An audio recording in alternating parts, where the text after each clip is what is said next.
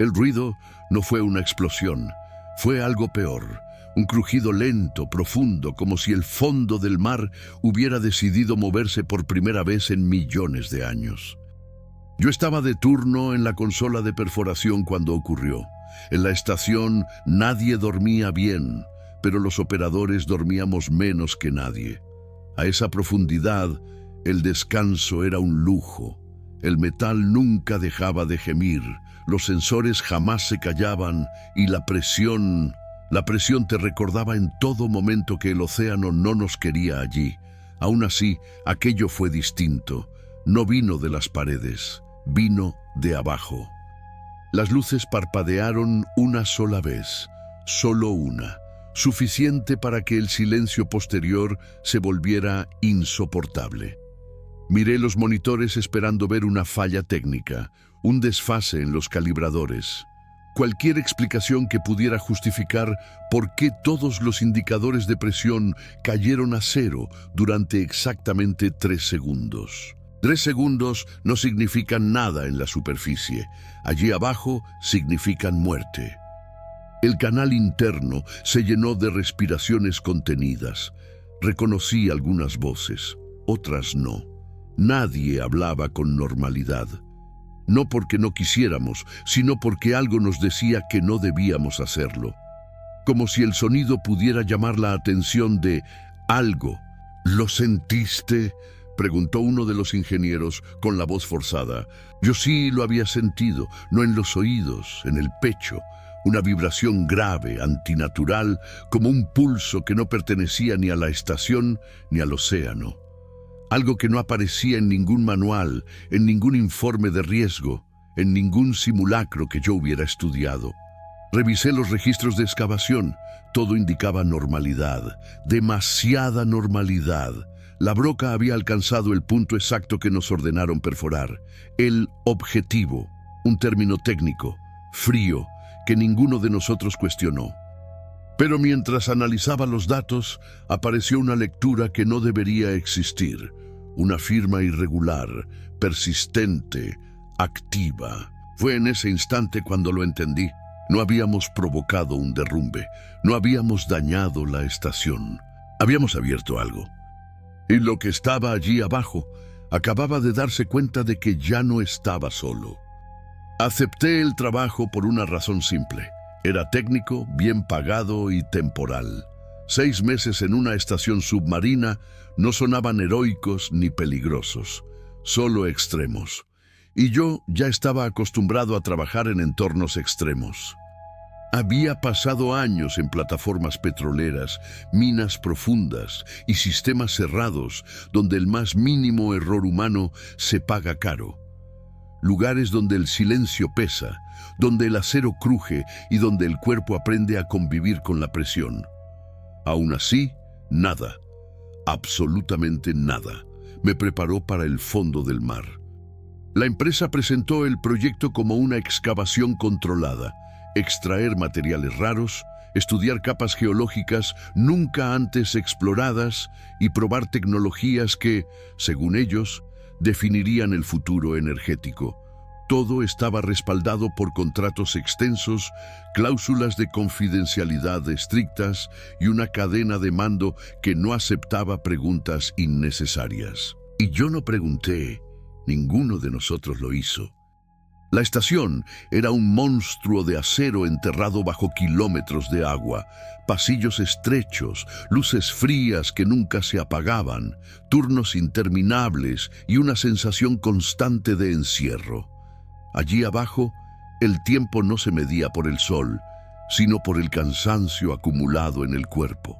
El océano estaba siempre presente, presionando, rodeándonos, escuchando. Éramos pocos, ingenieros, operadores, técnicos y supervisores. Gente entrenada para seguir protocolos incluso cuando el miedo aparece. Sin embargo, desde los primeros días, algo no encajaba. Lecturas que variaban sin explicación. Sonidos que no coincidían con ninguna vibración mecánica conocida. Informes que desaparecían o eran corregidos sin comentarios. Cada vez que alguien mencionaba una anomalía, la respuesta era siempre la misma: está dentro de los parámetros aceptables. Con el tiempo, aprendimos a no insistir, a trabajar en silencio, a mirar al frente. La perforación avanzaba lentamente hacia un punto específico del lecho oceánico, unas coordenadas marcadas con una prioridad que nadie se molestó en explicar. Todo giraba en torno a llegar allí. Nunca nos dijeron por qué. Hoy sé que ese silencio no fue un error, fue una decisión, y aceptar ese trabajo no fue solo firmar un contrato. Fue convertirme, sin saberlo, en parte de algo que jamás debió ser tocado. Y si esta historia llegó hasta ti, es porque lo que despertamos allá abajo ya no puede seguir enterrado. Si te gustan este tipo de historias de terror profundo y misterio, deja tu like, suscríbete al canal y comenta desde qué país y ciudad nos estás viendo. Tu apoyo es clave para que estas historias sigan saliendo a la luz.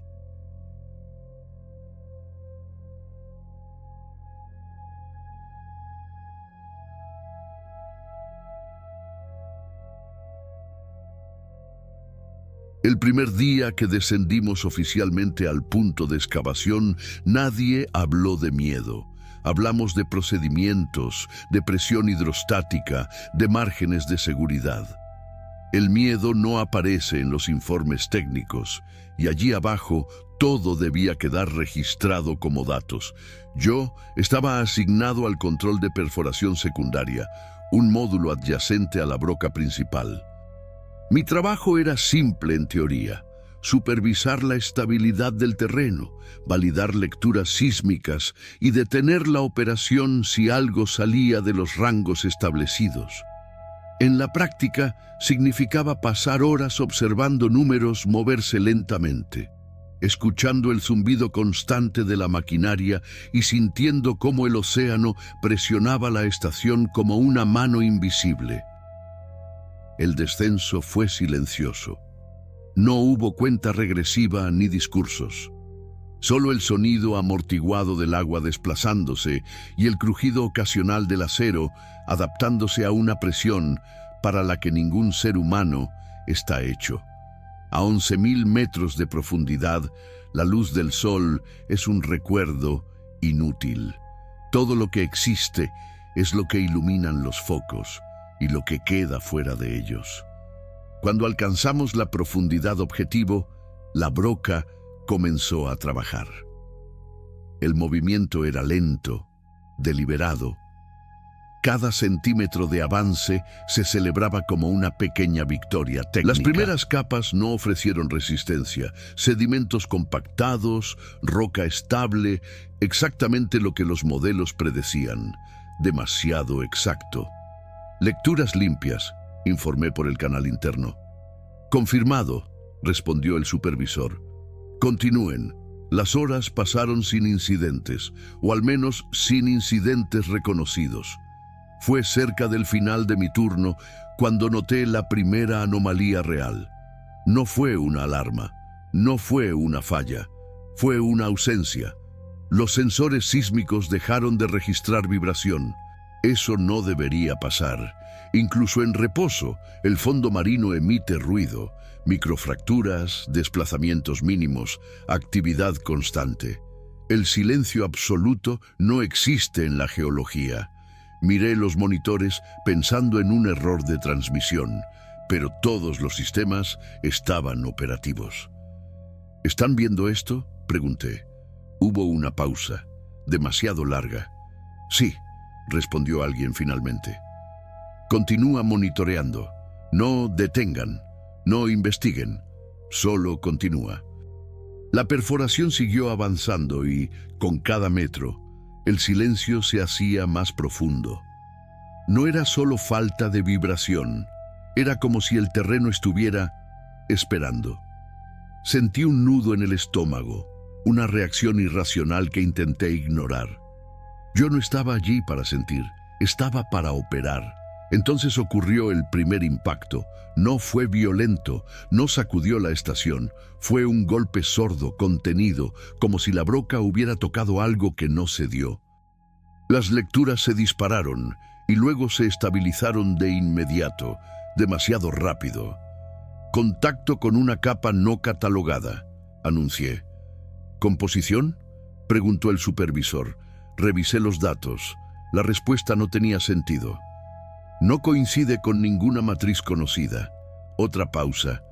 «Continúen», ordenaron. «Estamos dentro de los parámetros». Ahí fue cuando supe que algo estaba mal de verdad. No por el impacto, no por los sensores, sino por la tranquilidad con la que se dio la orden. Como si ese contacto hubiera sido esperado. La broca volvió a avanzar, el metal chirrió, el sonido se propagó por la estructura y, por primera vez desde que llegamos, sentí que la estación respondía. No como una máquina, sino como un cuerpo bajo tensión. Las luces bajaron de intensidad por un segundo, los monitores parpadearon, y entonces, desde algún punto bajo nosotros, llegó esa vibración grave que no aparecía en ningún registro. No era sísmica, no era mecánica, era rítmica. Un pulso lento, constante, que no provenía de la broca, sino de aquello que acabábamos de tocar. Nadie habló. Nadie dio la orden de detener la operación. La excavación continuó mientras todos escuchábamos ese latido imposible atravesar el acero y subir por nuestros pies. Ese fue el momento exacto en que dejamos de excavar el fondo del mar y empezamos a molestar algo que estaba vivo. El pulso continuó incluso después de que la broca se detuviera. No fue una decisión humana. El sistema de seguridad entró en pausa automática al detectar una discrepancia térmica imposible de clasificar. Durante 30 segundos nadie tuvo control de nada, y en ese intervalo el silencio se volvió absoluto. No un silencio cómodo, un silencio forzado.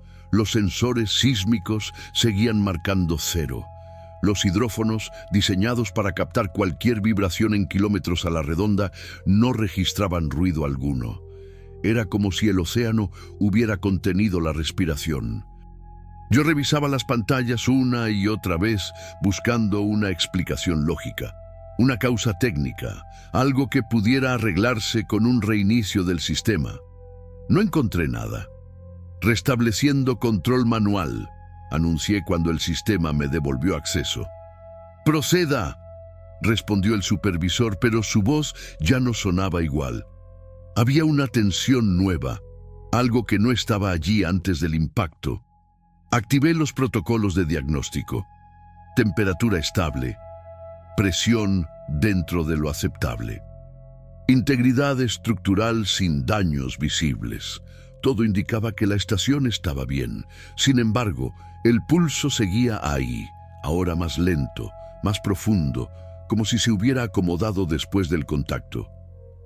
«¿Eso es una vibración residual?», preguntó uno de los ingenieros por el canal común. No respondí de inmediato. No quería decir lo que pensaba. «No», dije finalmente. «No se comporta como una vibración». El pulso no se propagaba como una onda mecánica. No perdía intensidad con la distancia. Estaba presente en todas partes al mismo tiempo. Lo sentía en las plantas de los pies, en el pecho, detrás de los ojos.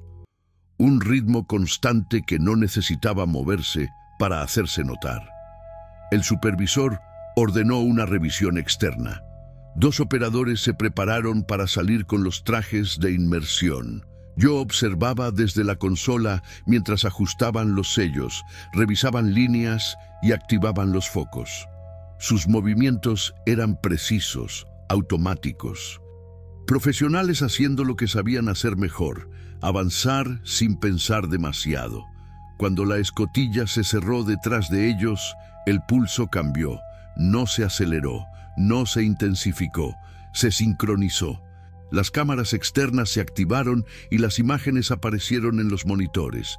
El fondo marino se extendía ante nosotros como una planicie oscura, iluminada apenas por los haces de luz artificial. Sedimento suspendido flotaba lentamente, como polvo en gravedad reducida. No había señales de vida. Ninguna. Visibilidad aceptable, informó uno de los operadores desde fuera. Los vi avanzar hacia la zona de perforación. La broca estaba inmóvil, incrustada en el lecho marino. A su alrededor, la roca tenía una textura extraña, demasiado lisa, como si hubiera sido pulida desde dentro.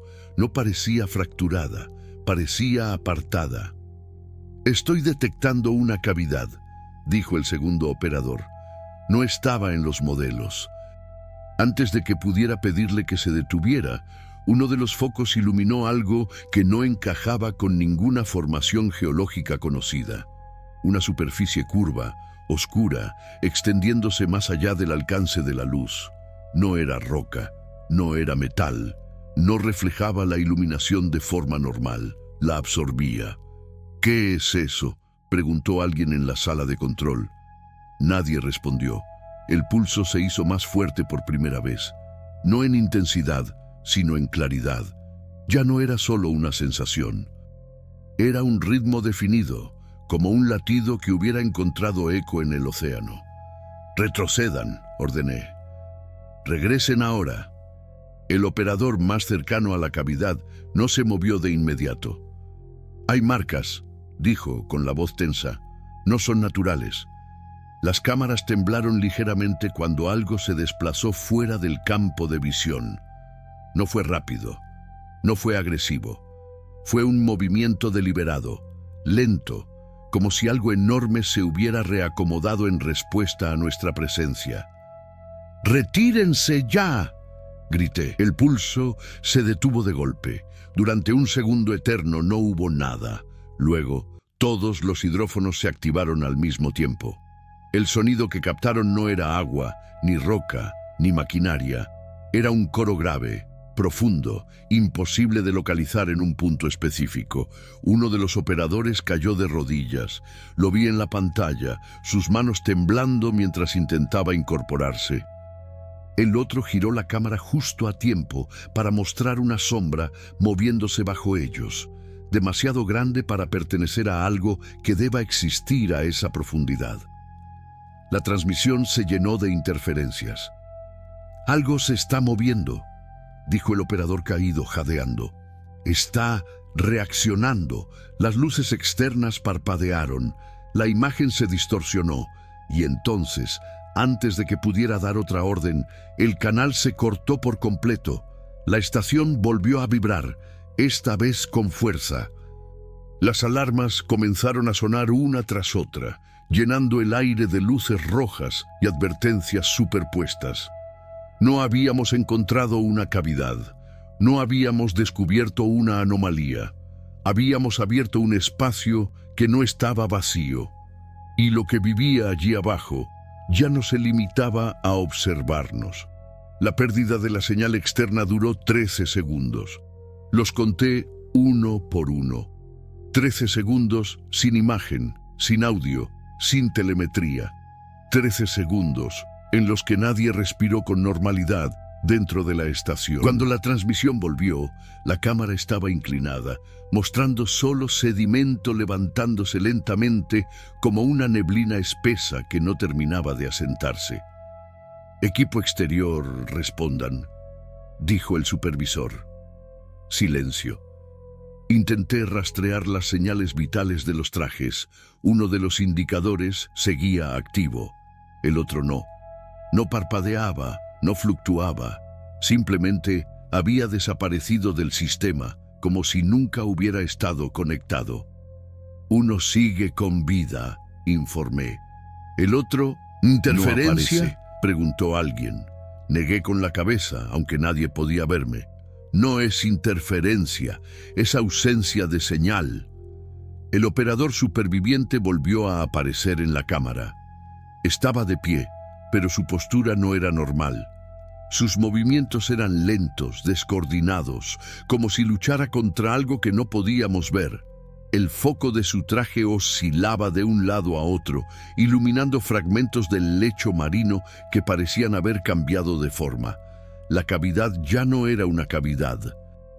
La superficie curva que habíamos visto antes ahora se extendía mucho más. No era una pared ni un objeto, era una estructura, compuesta por capas superpuestas que parecían crecer unas sobre otras. No mostraba grietas ni fracturas. Parecía orgánica, pero no de una forma que yo pudiera identificar. «No estaba así», murmuró el operador con la voz distorsionada. «Se está abriendo». El pulso regresó. Esta vez no venía de abajo, venía de todas partes. Las luces de la estación bajaron de intensidad mientras el sistema desviaba energía para compensar una caída inexplicable en el suministro. Las alarmas se superponían, cada una advirtiendo de algo distinto: presión irregular, resonancia estructural, anomalía electromagnética. Ninguna ofrecía una causa clara. «Orden de evacuación externa inmediata», dijo el supervisor. «Vuelva a la escotilla ahora». El operador dio un paso, luego otro. Cada movimiento parecía costarle un esfuerzo inmenso. Su respiración se volvió errática, amplificada por el micrófono del traje. El foco iluminó algo que emergía lentamente del sedimento justo detrás de él. No era una criatura completa, no todavía. Era una extremidad, masiva, cubierta de una textura imposible de describir con términos humanos. No tenía una forma definida, solo pliegues y protuberancias que se reconfiguraban constantemente, como si la materia no terminara de decidir qué debía ser.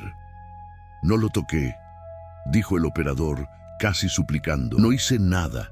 La extremidad se movió con una lentitud aterradora. No atacó, no se lanzó, simplemente se acercó, como si reconociera algo familiar. El pulso se intensificó al mismo ritmo de ese movimiento, y por primera vez entendí que no era una señal pasiva, era comunicación. «¡Muévase!», grité. «¡Corra!». El operador intentó hacerlo, dio un paso torpe y tropezó. La cámara giró violentamente cuando cayó al suelo. La imagen mostró el foco apuntando directamente hacia la estructura abierta. Dentro no había oscuridad total, había profundidad, capas y capas de algo que se extendía hacia abajo, más allá de lo que la luz podía alcanzar. Y algo más, algo observando. No tenía ojos, pero sentí su atención con una claridad absoluta. No curiosidad, no hostilidad, reconocimiento, como si nuestra presencia hubiera activado algo que llevaba demasiado tiempo esperando. La transmisión se llenó de ruido. El operador gritó, pero no fue un grito de dolor, fue un grito de comprensión tardía. «Nos escuchó», dijo. «Siempre nos escuchó». La señal se cortó de nuevo, esta vez sin advertencia. La estación se sacudió con violencia. No como antes, no como una vibración. Fue un desplazamiento real, como si algo enorme hubiera cambiado de posición bajo nosotros. Los anclajes chirriaron, el acero se deformó con un gemido profundo. «Integridad estructural comprometida», anunció el sistema automático. «Fuente externa». Miré los monitores sin saber qué esperar. Las lecturas ya no se movían fuera de cualquier rango posible. La presión aumentaba y disminuía de forma rítmica, siguiendo el mismo patrón que aquel pulso imposible. Entonces lo entendí. No era la estación la que estaba en peligro, era el océano el que se estaba reacomodando alrededor de algo que acababa de despertar.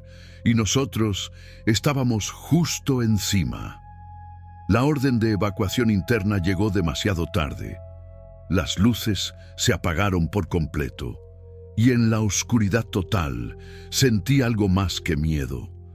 Sentí la certeza absoluta de que ya no éramos intrusos, éramos testigos, y eso, supe en ese instante, era mucho peor. La energía de emergencia se activó con un golpe seco, devolviendo apenas un tercio de la iluminación habitual. Luces rojas bañaron los pasillos de la estación, alargando las sombras y deformando los espacios conocidos hasta volverlos irreconocibles. «Estado general», ordenó el supervisor, forzando una calma que ya no existía. Los reportes llegaron fragmentados. Sector B, sin respuesta. Fuga de presión en el módulo de acoplamiento. Sensores externos. No están leyendo agua. Esa última frase me heló la sangre. ¿Cómo que no están leyendo agua?, pregunté. El técnico tardó en responder. Las sondas siguen activas, pero los parámetros no coinciden con ningún fluido conocido. La densidad fluctúa. La conductividad cambia sola. Es como si el medio alrededor de la estación ya no fuera estable. Miré mis pantallas. Tenía razón. Las gráficas se movían de formas que desafiaban toda lógica oceanográfica. El agua no solo rodeaba la estación, interactuaba con algo, como si respondiera a una presencia dominante. El pulso volvió. Esta vez no fue sutil. Las paredes vibraron con cada latido, y pude sentirlo en el pecho, sincronizando mi respiración sin pedir permiso. No era un sonido, era una presión interna, como si algo marcara el ritmo desde muy abajo. «Eso no es sísmico», dije. «No sigue ninguna falla conocida». «¿Entonces qué es?», preguntó alguien. No respondí, porque en el fondo ya lo sabía, y decirlo en voz alta lo haría real. Las cámaras externas se reactivaron una por una. Ninguna mostraba lo que deberían. El fondo marino había cambiado. Donde antes había roca y sedimento, ahora se extendían formas imposibles, como relieves que no pertenecían a ningún proceso natural. Curvas demasiado precisas, simetrías que no se forman al azar. «Eso no es geología», susurró el supervisor. «No. Era arquitectura, una arquitectura antigua, erosionada no por siglos, sino por eras, columnas parcialmente enterradas, superficies grabadas con patrones que parecían moverse cuando no las mirabas directamente, no símbolos, no exactamente, más bien conceptos tallados en materia». «¿Cuánto de eso está ahí abajo?», preguntó alguien. Ajusté el rango de las cámaras. «Todo lo que alcanza la vista». Y sigue extendiéndose. La estación volvió a sacudirse, pero esta vez no hubo alarma previa. El impacto nos lanzó contra los paneles. Escuché metal cediendo en algún punto lejano. Un módulo entero perdió energía. «¡Estamos perdiendo flotabilidad!», gritó un ingeniero. «Algo está empujando desde abajo». «No empujando, elevándose». La presión exterior cayó de golpe, algo físicamente imposible a esa profundidad. El océano estaba siendo desplazado, no por una explosión, sino por la presencia de algo demasiado grande. Una de las cámaras se fijó en un punto específico. Al principio pensé que era una sombra, luego comprendí que era una proporción, algo que hacía que todo lo demás pareciera pequeño, insignificante. Una silueta comenzó a definirse lentamente. No tenía una forma clara, no al principio. Era una masa colosal emergiendo entre estructuras que parecían haber sido construidas para contenerla o venerarla. Fragmentos de extremidades, pliegues, volúmenes que se reorganizaban como si la física fuera solo una sugerencia. «No enfoquen eso», ordenó el supervisor. Demasiado tarde. La imagen se volvió inestable. Algunos monitores se apagaron. Otros mostraron interferencias que no se parecían a ruido electrónico. Eran patrones repetitivos, hipnóticos, que provocaban un dolor sordo detrás de los ojos. Sentí náuseas, no por miedo, por desorientación, como si mi cerebro estuviera recibiendo información que no estaba diseñado para procesar.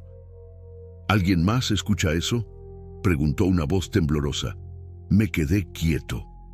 Porque sí, lo escuchaba, no por los oídos, Era una sensación de fondo, una presencia constante, como una idea ajena insertándose lentamente en mi mente. No palabras, no imágenes, intención, y no estaba dirigida a nosotros como individuos. Éramos irrelevantes. La estación volvió a crujir. Los anclajes comenzaron a soltarse uno por uno. La estructura ya no estaba fija al lecho marino. Flotábamos, empujados por corrientes que no figuraban en ningún modelo conocido. «Estamos siendo arrastrados», dijo el ingeniero, «hacia la zona de excavación». Miré el mapa táctico. Tenía razón. La estación se movía lentamente, pero de forma constante, como si algo allá abajo nos reclamara. Entonces lo comprendí del todo. No habíamos liberado algo por accidente. Habíamos activado un sistema. La excavación no fue un error aislado. Fue el último paso de un proceso diseñado para completarse en cuanto una civilización, lo suficientemente avanzada, llegara al punto correcto y cometiera la arrogancia de excavar donde no debía. Las luces parpadearon una vez más. El pulso se volvió más fuerte, más claro. Y por primera vez sentí algo parecido a una emoción que no era mía. Paciencia. Como si aquello que despertaba hubiera esperado todo este tiempo y finalmente hubiera sido escuchado. El arrastre se detuvo de forma abrupta. No hubo impacto, no hubo choque. Simplemente dejamos de movernos, como si algo hubiera decidido que ya estábamos donde debíamos estar. El mapa táctico mostró nuestra nueva posición y sentí un vacío frío en el estómago. Estábamos exactamente sobre el punto de excavación inicial, pero a una profundidad ligeramente mayor. La broca ya no tocaba roca, no tocaba nada que pudiera clasificarse como terreno. La perforación está suspendida, dije, revisando los datos. No hay resistencia. Tampoco vacío. Es como si el material alrededor ya no obedeciera las mismas propiedades. ¿Puedes detenerla?, preguntó el supervisor. Lo intenté. El comando respondió con normalidad. Los sistemas decían que la broca se había detenido, pero en las cámaras seguía avanzando, muy despacio, como si algo la estuviera guiando desde abajo. «No tenemos control real», respondí. El pulso cambió. Hasta ese momento había sido lento, profundo, casi distante. Ahora se volvió irregular, más cercano. Cada vibración traía consigo una presión mental difícil de describir. No dolor, no miedo. Era una sensación de reconocimiento, como si algo hubiera notado nuestra presencia de forma consciente. Las cámaras externas captaron movimiento. No del coloso que empezaba a emerger, sino de las estructuras que lo rodeaban. Se activaban, se abrían. Segmentos enterrados durante milenios comenzaron a desplazarse, revelando pasajes, plataformas, formas geométricas que encajaban entre sí con una precisión antinatural. Eso es una ciudad», susurró alguien. No una ciudad como las nuestras, era un complejo ritual. Un mecanismo monumental diseñado para una sola función: despertar. Las inscripciones en las superficies comenzaron a emitir un brillo tenue, azulado. No era luz reflejada. Era una emisión propia, pulsando en sincronía con aquello que latía en las profundidades. Amplié una de las cámaras y sentí un mareo inmediato. Los patrones no se quedaban quietos. Cambiaban según el ángulo desde el que se los observaba. No eran símbolos para ser leídos, sino procesos para ser comprendidos. «Esto no fue construido por humanos», dije, «ni siquiera por algo que piense como nosotros».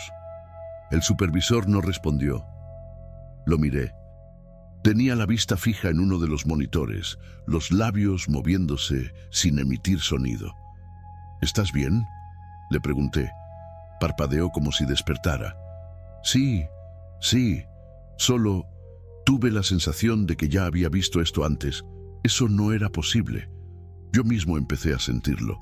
fragmentos de ideas que no eran recuerdos, pero tampoco pensamientos nuevos, imágenes incompletas, océanos distintos, cielos con colores que no existen, voces sin sonido repitiendo una misma noción una y otra vez. No es el primero, no es el último. Entonces lo entendí. Aquello no había sido enterrado para ser olvidado, había sido sellado, esperando, no a una especie concreta, sino a cualquier civilización capaz de perforar hasta ese punto. El sistema no distinguía humanos de otra cosa, solo reconocía capacidad tecnológica suficiente. Nosotros cumplimos el requisito. Una alarma distinta se activó. No provenía de la estación, provenía de los trajes de inmersión almacenados en el hangar inferior. ¿Por qué los trajes están encendiéndose solos?, preguntó un técnico. Revisé el canal. No lo están. Están recibiendo señal externa. La señal no venía de arriba, venía de abajo, directamente desde la estructura. Algo estaba intentando interactuar. «¡No salgan!», ordenó el supervisor. «Nadie baja, demasiado tarde».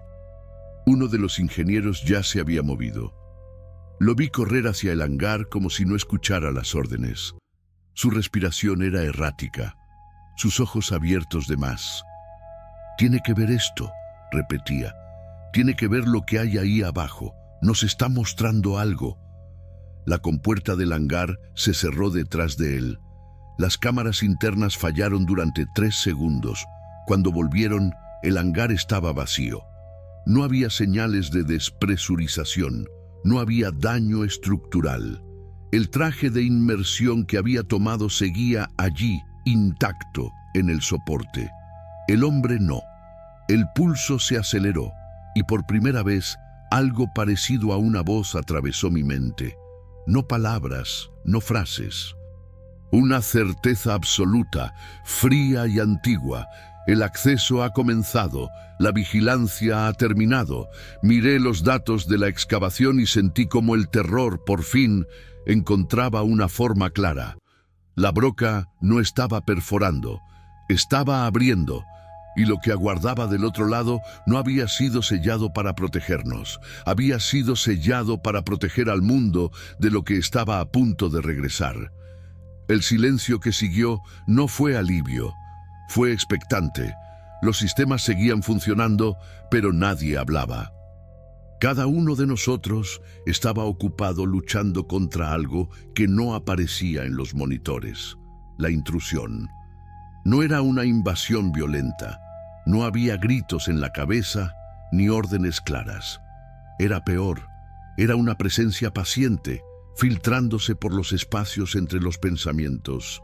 Me obligué a respirar despacio y a fijarme en lo concreto.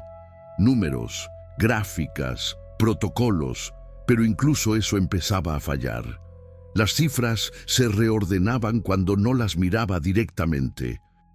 Las líneas de código parecían adquirir intención, como si supieran que yo las observaba. «Necesitamos cortar toda señal externa», dije. «Aislar la estación». «Ya lo hicimos», respondió el técnico. «No hay transmisión entrante, al menos no por ningún canal conocido». Eso confirmó lo que temía. Aquello no usaba ondas, ni cables, ni energía convencional. Usaba la conciencia, la nuestra. Otro pulso recorrió la estación, más intenso. Varias personas cayeron de rodillas al mismo tiempo, como si algo hubiera tirado de todos hacia abajo. Yo sentí un dolor punzante detrás de los ojos y por un segundo vi algo que no estaba allí. Un océano distinto, no agua, sino oscuridad viva, y bajo esa superficie algo inmenso, esperando sin prisa. Me levanté apoyándome en el panel. «No lo miren directamente», dije. «Las cámaras, los patrones. No lo miren demasiado tiempo». «¿Por qué?», preguntó alguien. Tardé en responder. «Porque no está siendo observado, nos está aprendiendo». Las cámaras externas mostraron un nuevo cambio. La estructura antigua ya no estaba quieta. Partes enteras se reconfiguraban, desplazándose como piezas de un mecanismo colosal. No se abrían al azar, seguían una secuencia, una lógica interna imposible de detener desde fuera. «Está completando el proceso», murmuró el supervisor. «Todo esto, la estación, la excavación, somos parte del ritual». Un grito resonó desde el corredor lateral. Corrimos hacia allí. Encontramos a dos técnicos inmóviles frente a una pared lisa de metal. No había nada proyectado, nada visible. «¿Qué están viendo?», pregunté. Uno de ellos habló sin apartar la mirada. «Nos está mostrando cuándo ya estuvo aquí». El otro sonrió. «¿Y cuándo volverá?». Los apartamos a la fuerza. Ambos temblaban, sangraban por la nariz. En los escáneres neurológicos aparecían patrones caóticos, pero extrañamente ordenados. No daño, reorganización. «No es un ataque», dije en voz baja. «Es comunicación». Eso fue lo que más me aterrorizó, porque no estaba tratando de destruirnos, estaba despertando a través de nosotros. El supervisor dio la orden que nadie quería escuchar. «Preparar evacuación, cápsulas de escape, ahora». Las alarmas comenzaron a sonar por toda la estación. El protocolo de abandono se activó, pero incluso mientras nos movíamos, supe que algo no encajaba. Las rutas marcadas parpadeaban. Algunas se redibujaban solas, desviándonos hacia zonas más profundas. «No sigan las rutas automáticas», grité. «Manual, todo manual». Corrimos entre pasillos iluminados por luces de emergencia. El pulso ya no era intermitente, era constante, como un corazón que hubiera alcanzado su ritmo natural después de un largo sueño. Al pasar junto a una escotilla externa, vi algo moverse fuera. No todo, solo una fracción. Una silueta tan vasta que mi mente se negó a completar la forma. Tentáculos, pliegues, geometrías imposibles, todo contenido dentro de una masa que parecía ocupar más espacio del que físicamente existía. Sentí una oleada de pensamientos que no eran míos. No hay hostilidad, solo retorno. Me llevé las manos a la cabeza, luchando por mantenerme consciente. La estación empezó a inclinarse, anclajes fallando, compartimentos colapsando, el océano presionando desde todos los ángulos, como si el mundo entero intentara corregir el error que habíamos cometido. Llegamos al módulo de escape. Solo quedaban 2 cápsulas operativas. Éramos 6. Nadie habló. El supervisor me miró. En sus ojos no había miedo. Había comprensión tardía. «No podemos llevárnoslo con nosotros», dijo. «Si sube, no será solo el océano el que cambie». Sabía a qué se refería, si aquello alcanzaba la superficie, si terminaba de emerger. La humanidad no tendría lenguaje para describir lo que vendría después. El pulso se intensificó una última vez. Y desde lo más profundo, algo respondió, como si hubiera aceptado una decisión que aún no habíamos tomado.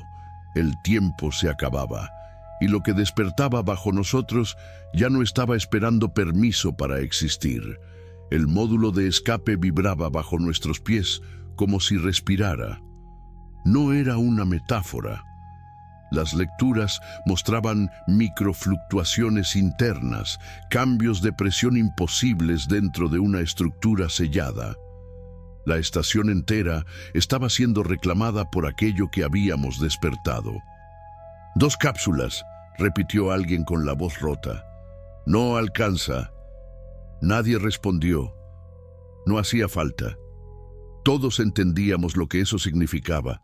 El supervisor activó el panel manual y deshabilitó la secuencia automática de lanzamiento. Me miró sin decir nada durante unos segundos que parecieron demasiado largos. «Si suben ahora», dijo al fin, «lo llevarán consigo». «¿Cómo?», pregunté. Señaló los datos. «La estructura está anclada a la estación, a nuestra tecnología. a nuestras firmas energéticas. No se está moviendo por fuerza bruta, se está acoplando. Tragué saliva. Eso explicaba por qué los trajes, las cápsulas, incluso los sistemas cerrados reaccionaban. Nos está usando como vector, murmuré. El pulso respondió, más fuerte, más cercano. Sentí un mareo violento y tuve que apoyarme contra la pared. Una imagen se impuso en mi mente sin pedir permiso. La superficie del océano rompiéndose, ciudades costeras doblándose como papel, no por destrucción, sino por reconfiguración. No invasión, transformación. Tenemos que cortar el vínculo, dije. Aquí abajo. ¿Cómo?, preguntó el técnico. No hay arma que funcione contra eso. Miré los esquemas de la estación, la excavación, el núcleo energético. No necesitamos destruirlo, respondí. Solo impedir que termine el proceso. El supervisor me entendió de inmediato. Sobrecargar la estación. Asentí. No como explosión, como colapso. Si rompemos la coherencia del sistema, si forzamos una implosión controlada, la estructura no podrá completarse. Y nosotros tampoco saldremos, añadió alguien. Silencio. No era una decisión heroica. No había épica en ella. Era matemática. 2 cápsulas no bastaban. 6 personas no podían subir y aquello no podía hacerlo. Elijan, dijo el supervisor. Yo me quedo. No, respondí. Yo activé la perforación final. Yo termino esto. Me miró durante un instante. Luego asintió, sin despedidas. Lancen las cápsulas, ordenó. Ahora. 2 personas entraron en cada una. Sus rostros estaban blancos, vacíos, como si aún no comprendieran del todo lo que estaban dejando atrás. Las compuertas se cerraron con un golpe seco. Cuenta regresiva iniciada, anunció el sistema. Sentí el pulso cambiar de ritmo, más rápido, más agresivo. Algo sabía. Está reaccionando, gritó el técnico. Está acelerando el proceso. Las cámaras externas mostraron movimiento frenético. Las estructuras se plegaban sobre sí mismas. La silueta colosal se definía con mayor claridad. No una criatura en el sentido humano, sino una entidad de escala, demasiado grande para pertenecer a un solo plano. Tiempo restante, dijo el sistema. 2 minutos. El supervisor me miró por última vez. Si alguien tiene que recordar esto, que no sea como un error. Asentí. No fue un error, respondí. Fue curiosidad. El pulso se volvió ensordecedor. Ya no venía de abajo, venía de todas partes. Dentro de mí no hay juicio, solo consecuencia. Activé la sobrecarga manual. El núcleo comenzó a vibrar. La estación gritó, literalmente. El metal se retorció, no rompiéndose, sino deshaciendo su forma. La presión externa aumentó de golpe mientras la interna colapsaba. 30 segundos, anunció el sistema. Sentí un último empujón mental, no violento, casi decepcionado, como si aquello no estuviera enojado, solo contrariado. Las luces se apagaron una a una, el pulso se cortó, y en ese instante final, antes de que la oscuridad lo cubriera todo, comprendí algo que me perseguirá mientras viva. No habíamos salvado al mundo, solo habíamos retrasado su despertar, porque lo que liberamos no fue destruido, solo volvió a dormir, y los dioses antiguos no olvidan quién los despertó. Desperté con la sensación de estar cayendo. No había impacto, no había dolor inmediato, solo un silencio absoluto, tan completo que mi mente tardó varios segundos en aceptar que seguía vivo. Abrí los ojos y no vi nada. Oscuridad total, ni luces de emergencia, ni indicadores, nada. Pensé que había muerto. Entonces, el dolor llegó, un latigazo que me atravesó el pecho y la espalda, obligándome a gritar en un sonido que se perdió en la nada. Intenté moverme y sentí el traje presurizado responder con resistencia. Estaba atrapado entre restos retorcidos de la estación, suspendido en un equilibrio imposible. ¿Hay alguien ahí?, grité. Mi voz regresó distorsionada, deformada por el agua y el metal. No hubo respuesta humana. Activé el sistema interno del traje. Funcional. Oxígeno al 63%. Tiempo limitado. La sobrecarga había funcionado parcialmente. La estación no había explotado. Se había plegado, como si la realidad hubiera decidido colapsarla hacia adentro, cerrando el proceso antes de completarse. El resultado no fue destrucción, sino aislamiento. Y entonces lo sentí. No el pulso, no la presión, algo peor, la ausencia. Aquella presencia colosal que dominaba cada pensamiento ya no estaba, y el vacío que dejó era más aterrador que su influencia, como una habitación demasiado grande después de que alguien se va, sabiendo que puede volver en cualquier momento. Activé la cámara externa del traje. La imagen tardó en estabilizarse. Lo que vi me heló la sangre. Las estructuras antiguas habían desaparecido, no colapsadas, no destruidas, retiradas. El fondo marino volvía a parecer roca y sedimento, pero no igual que antes.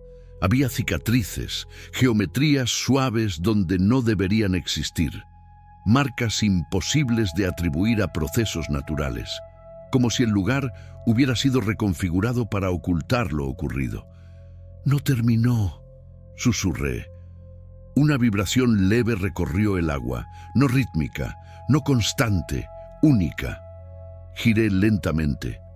A lo lejos, donde la oscuridad se volvía más densa, algo se movió. No emergía, no se elevaba, se alejaba, una masa gigantesca retirándose con la calma de quien no ha perdido nada. No había triunfo en esa retirada. Había certeza. Mi comunicador chisporroteó. «¿Me recibes?». Una voz débil, distorsionada. Reconocí el tono de inmediato. «¿Supervisor?», respondí. «¿Sigues con vida?». Una pausa.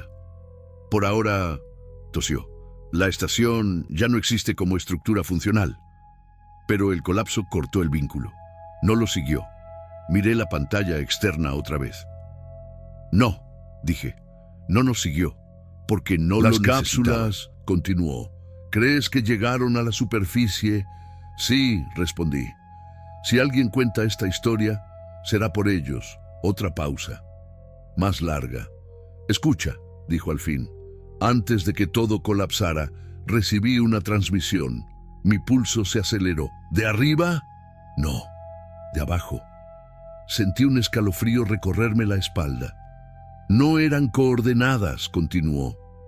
«Era un patrón, una especie de firma, como si quisiera que lo recordáramos». «¿Recordar qué?». El supervisor respiró. Esto no fue el primer intento. El comunicador falló. La señal se perdió en un chasquido seco. Me quedé solo otra vez. Oxígeno al 41%. Activé el balizaje de emergencia. Si alguien bajaba, si las cápsulas avisaban a la superficie, tal vez vendrían por mí. Tal vez. Pero mientras flotaba en esa oscuridad reparada artificialmente, entendí la verdad completa. No sellamos una prisión, no destruimos un ritual, solo fallamos en completarlo. Y en algún lugar más profundo que el océano, más antiguo que cualquier dios nombrado por el hombre, algo había aprendido de nosotros. Había aprendido cómo intentamos detenerlo, y cuando despierte de nuevo, no cometerá el mismo error. El rescate llegó 17 horas después. No sé cómo lograron localizarme con precisión. El balizaje seguía activo, pero a esa profundidad cualquier señal es más una súplica que una garantía. Cuando vi las luces del sumergible cortar la oscuridad, sentí alivio y algo más, una intuición desagradable de que no estaba realmente solo.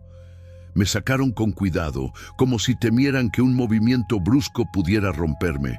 Quizá tenían razón.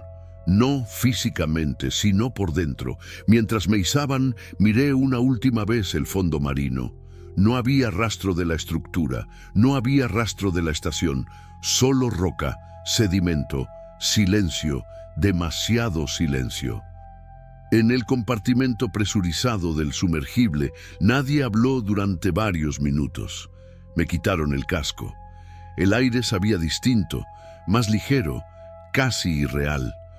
Uno de los médicos me observaba con atención excesiva. ¿Se encuentra orientado?, preguntó. Sí, respondí. ¿Cuánto tiempo estuve inconsciente? No estuvo inconsciente, dijo. Su traje registró actividad cerebral constante. Eso no me tranquilizó. Durante el ascenso, comencé a notar pequeños detalles fuera de lugar. No alucinaciones claras, sino desplazamientos sutiles. El sonido del motor parecía desfasado respecto a la vibración. Las luces parpadeaban en patrones que no reconocía, aunque nadie más parecía notarlo. Cerré los ojos y lo sentí.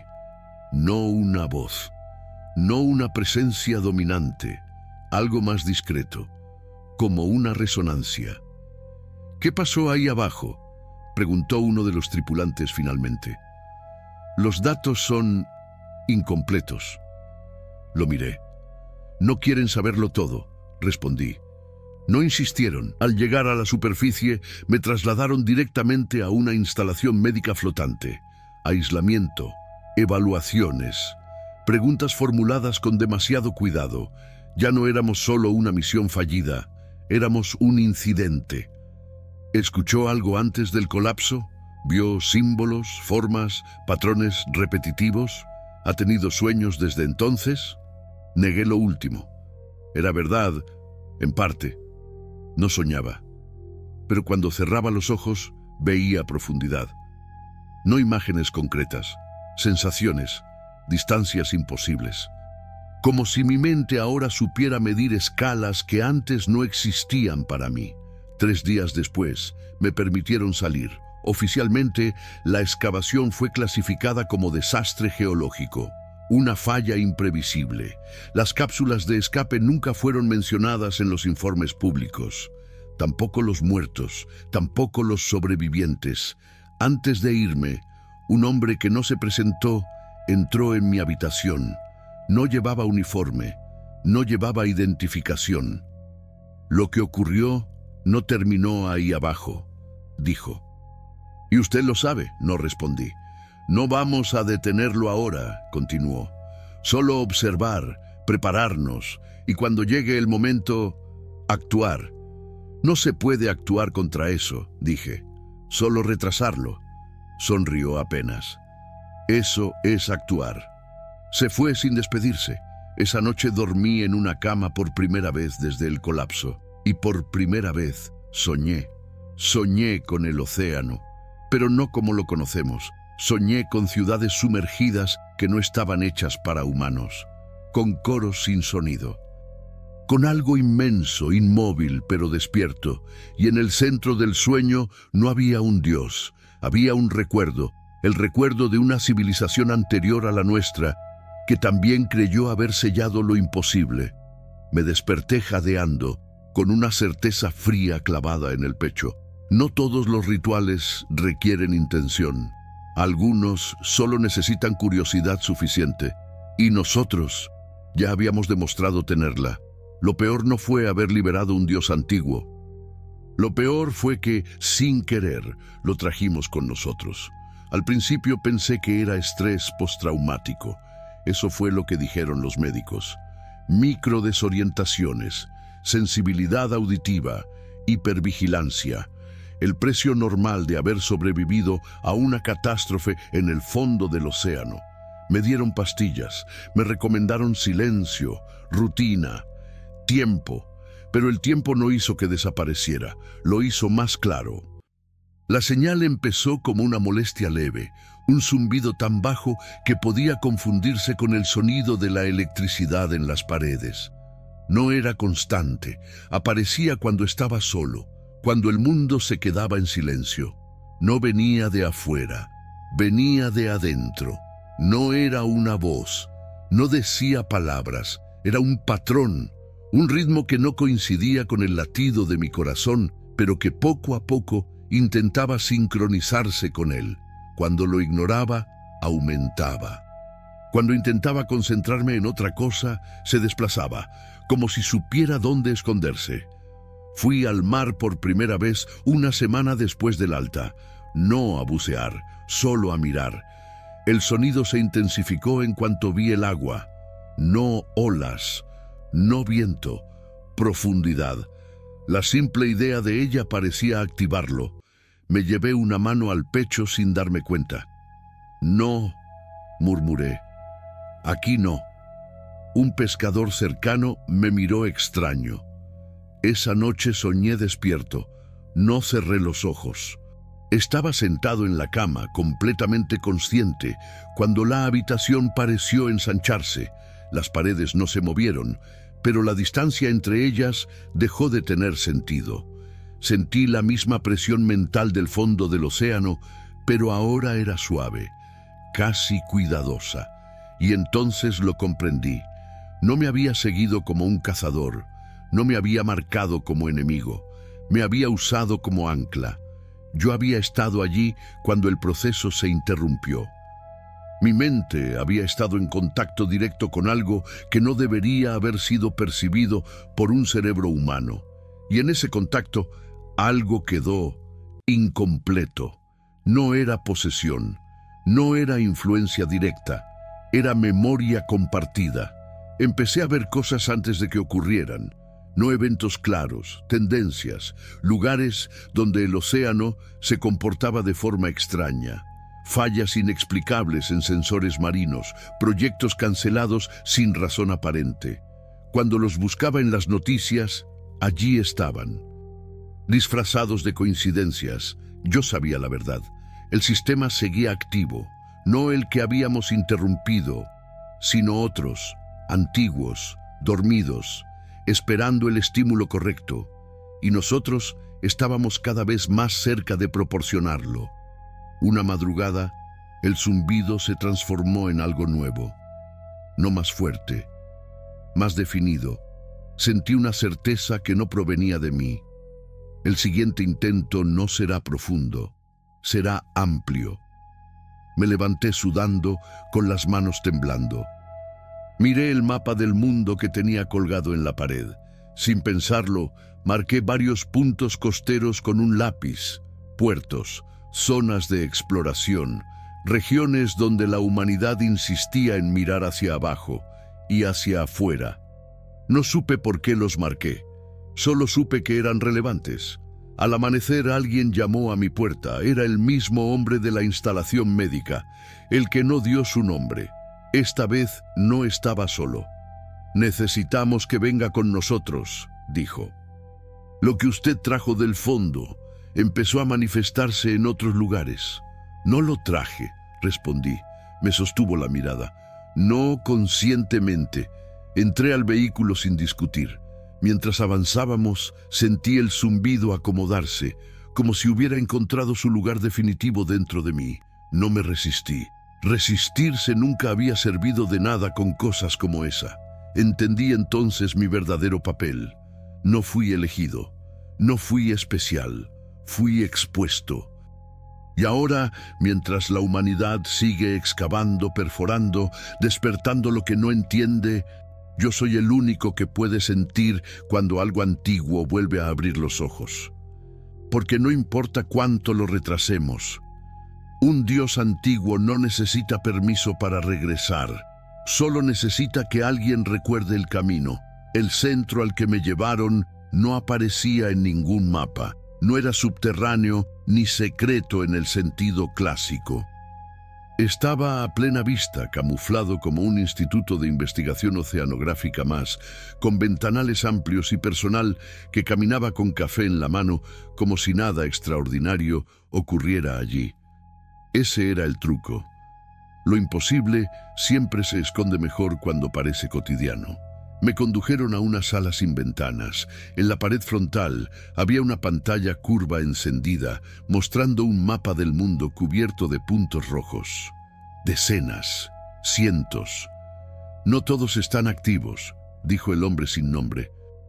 Aún, me senté sin que me lo pidieran.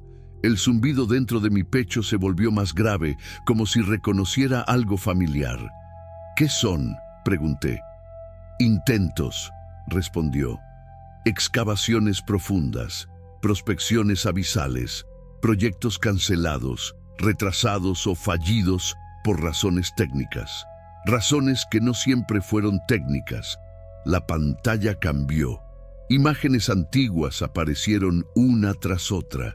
Manuscritos, mapas medievales, relieves erosionados, estatuas recuperadas del fondo del mar. Ninguna llevaba nombre, ninguna necesitaba uno. No fueron los primeros, continuó, ni los segundos. Cada vez que una civilización alcanza cierto umbral, empieza a escuchar. Sentí un escalofrío. ¿Escuchar qué? No respondió de inmediato. Cambió la imagen. Ahora se veía un registro de audio, una onda irregular, profunda, casi orgánica, el mismo ritmo. Esto, dijo, lo llamamos el eco. No es una señal activa, es un residuo.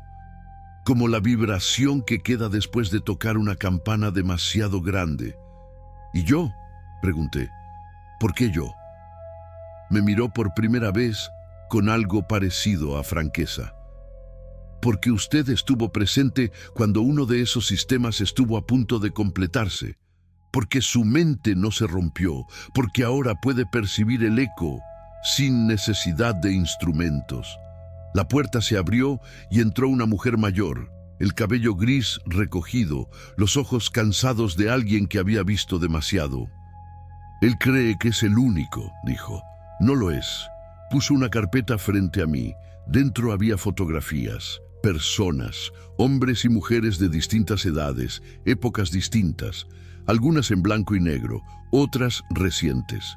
Sobrevivientes, explicó, de eventos similares, no siempre en el mar, no siempre iguales. Pasé las fotos lentamente. ¿Dónde están ahora?, pregunté. Algunos murieron, respondió sin rodeos. Otros se perdieron y unos pocos siguen escuchando. El zumbido se intensificó. No es un Dios único, dije de pronto. Ambos me miraron. Lo que despertamos, continué, no era un individuo, era una categoría, una función. La mujer asintió despacio. Eso creemos, no entidades con voluntad humana, sino conciencias de escala, procesos antiguos, algo que el mundo ejecuta cuando se cumplen ciertas condiciones. Miré de nuevo el mapa. Y estamos cumpliendo cada vez más, murmuré. Hubo silencio. ¿Qué quieren de mí?, pregunté al fin.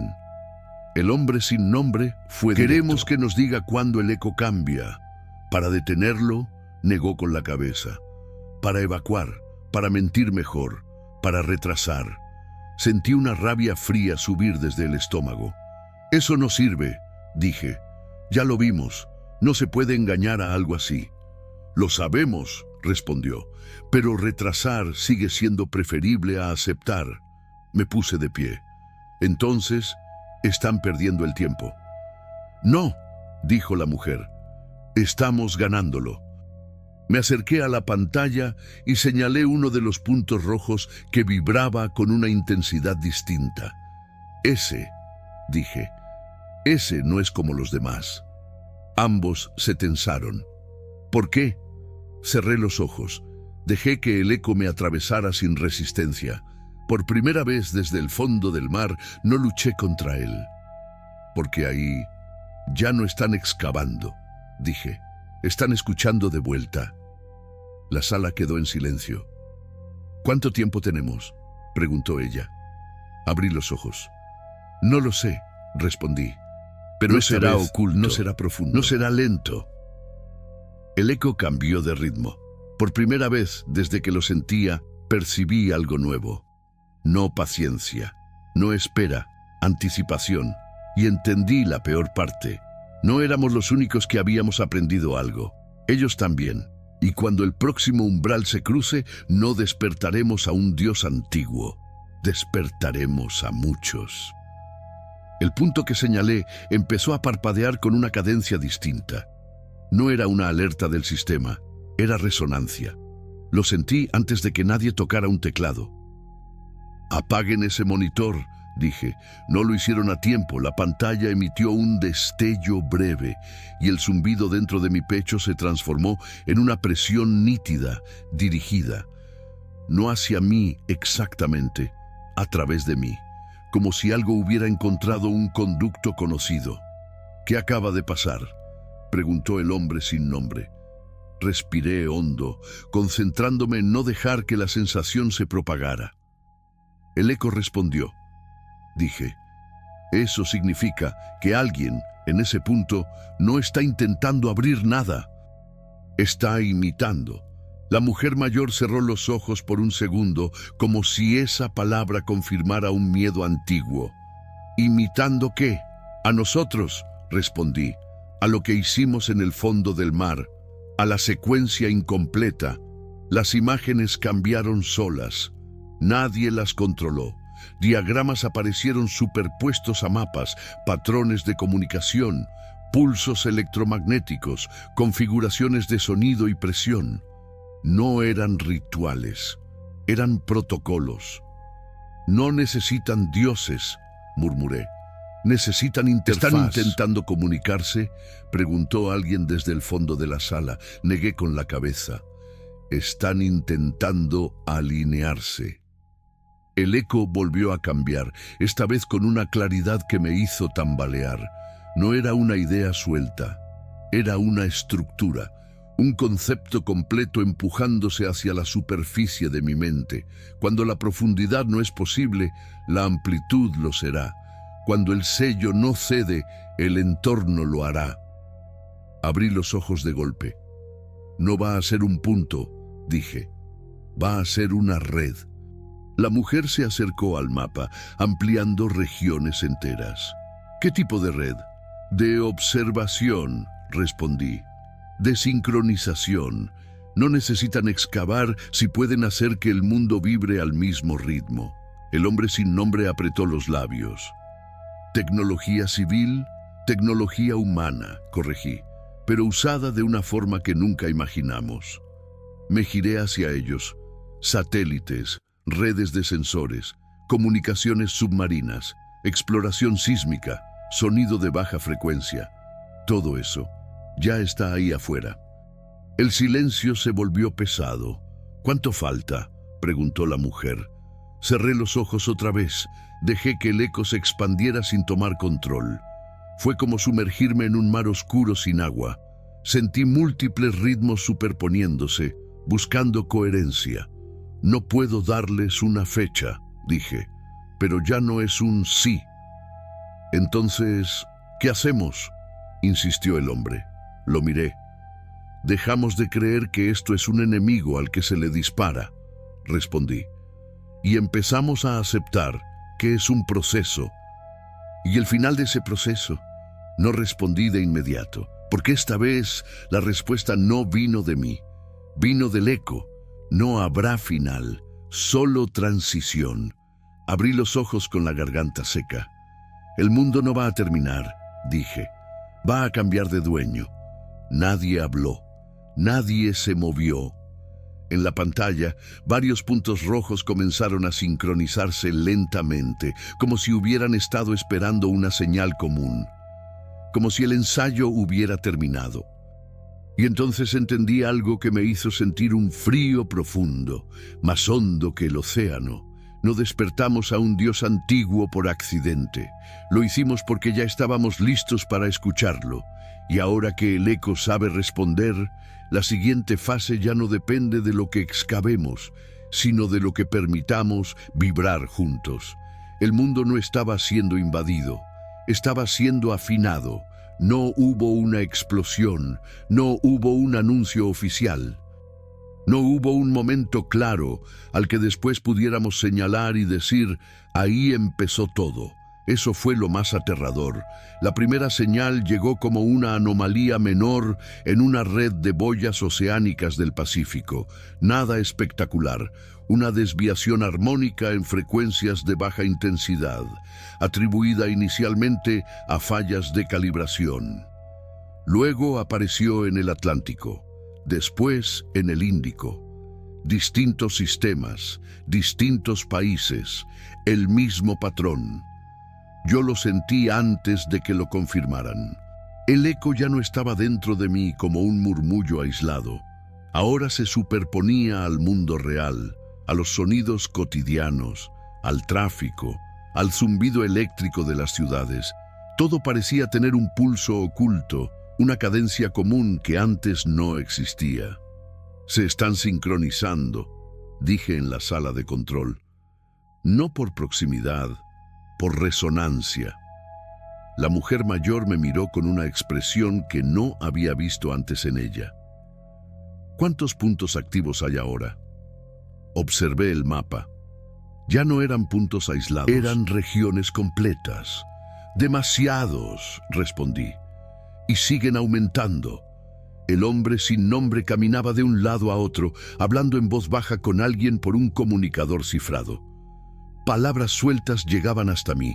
Negación, contención, opinión pública. Viejos reflejos humanos aplicados a algo que no pensaba en términos humanos. No pueden apagarlo, dije sin levantar la voz. Aunque apaguen cada sistema, cada red, el mundo ya aprendió el ritmo. Entonces, ¿qué propones?, preguntó él con un filo de desesperación. Me quedé mirando la pantalla. Los patrones ya no me resultaban ajenos. Al contrario, parte de mí los reconocía con una naturalidad inquietante. Escuchar, respondí. De verdad, el eco cambió. Por primera vez desde el fondo del océano percibí algo parecido a una dirección, no un mandato, una invitación, como si aquello que despertaba no avanzara a ciegas, sino siguiendo un camino que nosotros mismos estábamos trazando. Está usando nuestras propias estructuras, continué, nuestros océanos, nuestras redes, nuestras ciudades, no para destruirlas, sino para integrarse.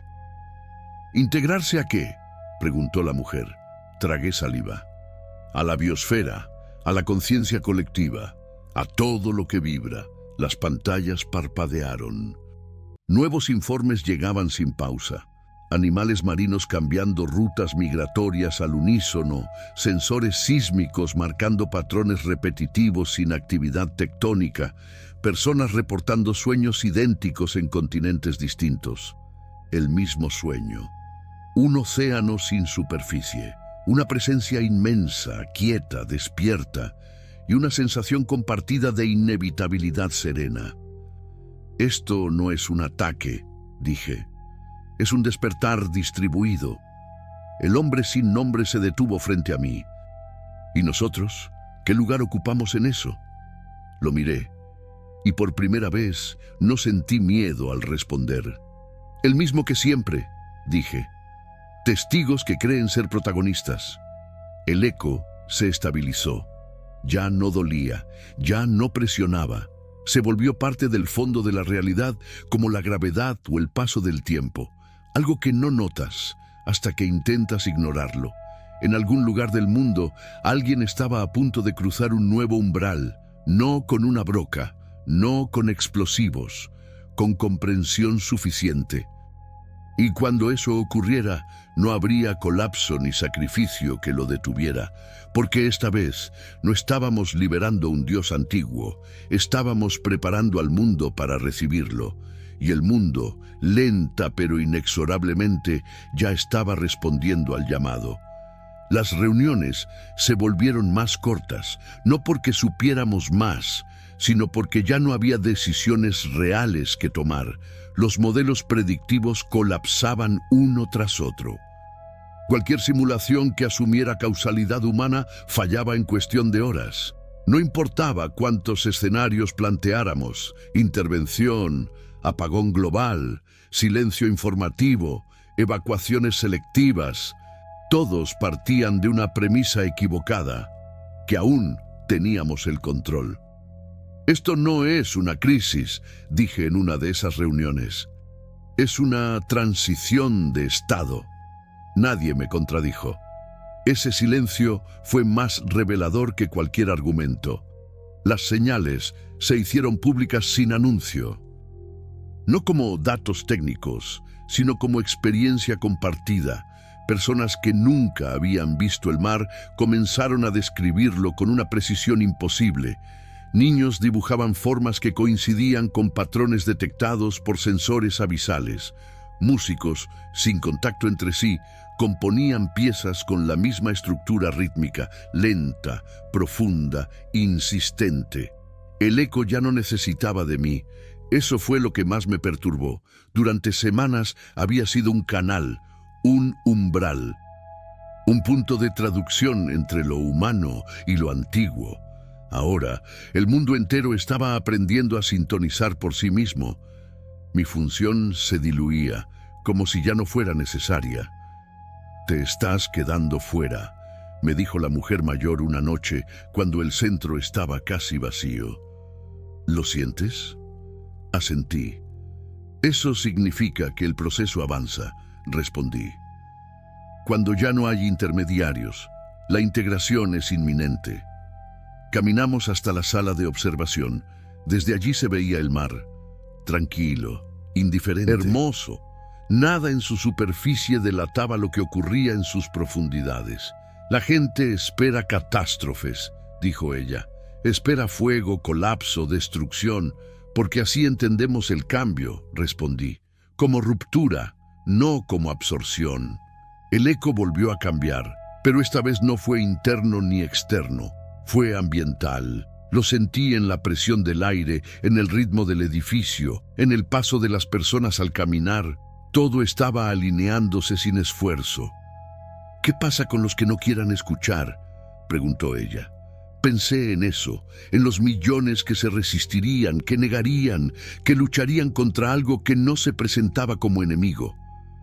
«No serán castigados», dije. «Solo quedarán desfasados».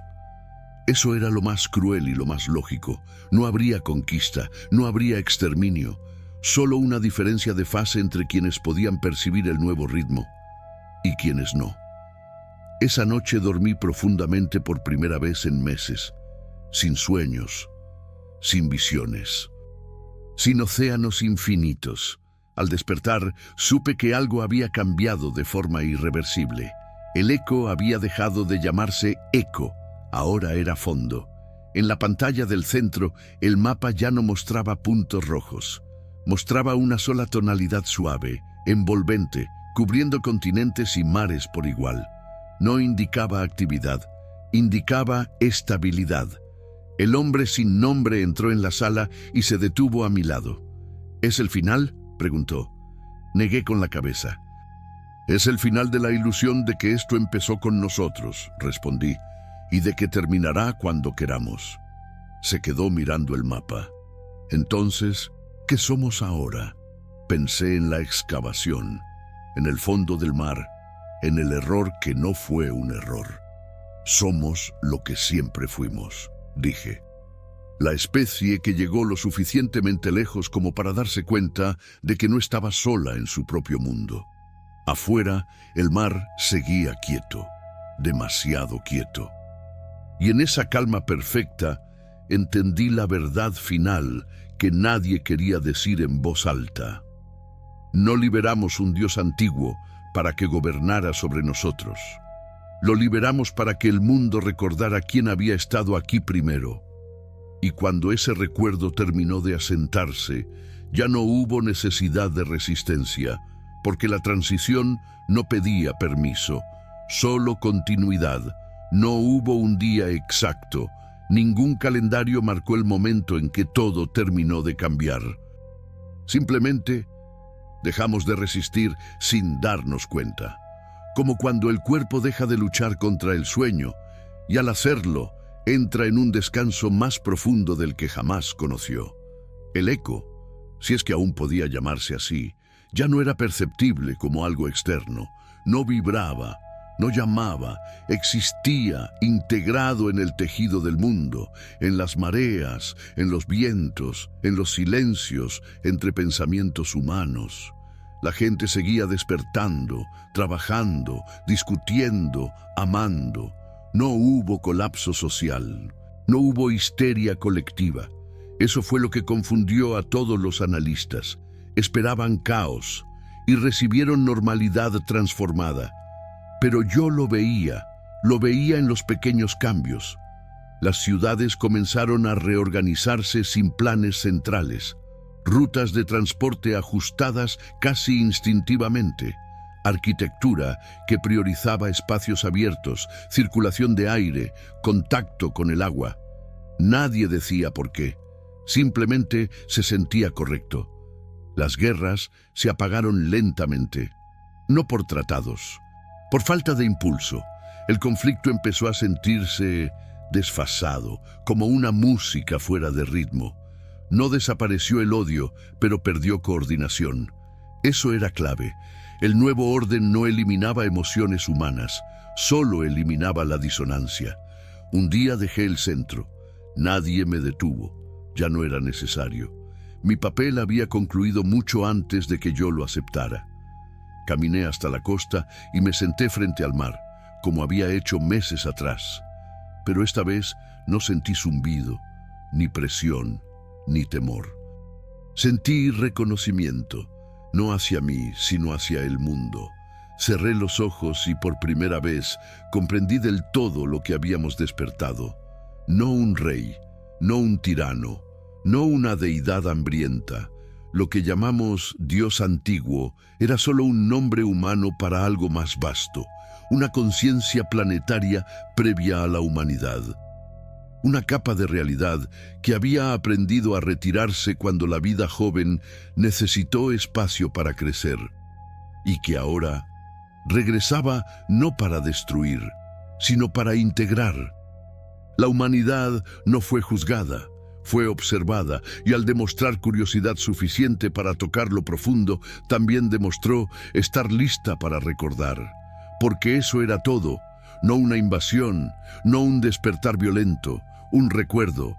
El recuerdo de que la Tierra nunca fue un objeto inerte bajo nuestros pies, que el océano no era solo agua, que la profundidad no era vacío, que siempre hubo algo más aquí, y que por un tiempo nos dejó creer que estábamos solos. Cuando abrí los ojos, el sol se hundía en el horizonte. El mar estaba en calma absoluta, ninguna señal visible del cambio que ya era irreversible. Sonreí, no por alivio, sino por comprensión tardía. Trabajé en una excavación en el fondo del mar y cometimos el error de liberar un Dios antiguo, pero el verdadero error no fue despertarlo. El verdadero error fue creer que alguna vez había estado dormido. Esa noche, las estrellas no brillaron como siempre. El cielo se tornó más vasto, como si en lugar de mirar hacia arriba, estuviéramos mirando hacia adentro, hacia las profundidades de todo lo que nos rodeaba. Había algo en el aire, una nueva quietud, algo más grande que nosotros. El mar seguía ahí, en su inmensidad silenciosa, guardando en sus aguas secretos que la humanidad nunca debió buscar. No había monstruos emergiendo, ni cielos partidos, ni criaturas devorando ciudades. No. Lo que despertamos no necesitaba de todo eso. Había sido paciente. Lo que había estado durmiendo en las profundidades, esperando, no era una entidad que anhelara destruirnos. No era el caos, era la memoria, la conciencia colectiva de un mundo más antiguo que conocía nuestro paso, nuestras acciones, nuestra incapacidad para ver lo evidente. El mundo no necesitaba exterminarnos, solo necesitaba enseñarnos, recordarnos lo que realmente somos, de dónde venimos, qué somos capaces de hacer. La humanidad siempre pensó que el dominio sobre la naturaleza, sobre todo lo que nos rodea, nos daba poder. pero solo ahora entendemos que el verdadero poder radica en la comprensión, no en la destrucción, ni en el control, sino en el equilibrio entre lo que somos y lo que nos rodea. El mar, la tierra, el aire, el universo, todo está conectado y nosotros somos solo un fragmento en esta vasta red. No importa cuántas excavaciones, cuántas investigaciones, cuántas preguntas podamos hacer. Hay cosas que el hombre nunca entenderá por completo, y esa es la lección más valiosa. Todo lo que podemos hacer es vivir y recordar. Recuerda lo que somos. Recuerda que no estamos solos. Recuerda que el pasado, en sus formas más profundas, siempre nos observa. Y aunque los días seguirán pasando, aunque la vida continúa su marcha imparable, sabemos que hemos tocado algo más grande, algo que ahora nos observa a nosotros desde las profundidades, con una paciencia infinita. Algo que nunca dejará de recordarnos que somos, en realidad, solo visitantes en este vasto y eterno mundo. Liberamos un Dios antiguo, pero tal vez fue ese mismo Dios quien nos liberó a nosotros. Y ahora, con el peso de este conocimiento, ¿qué haremos con nuestra existencia? Eso es algo que solo el tiempo podrá responder.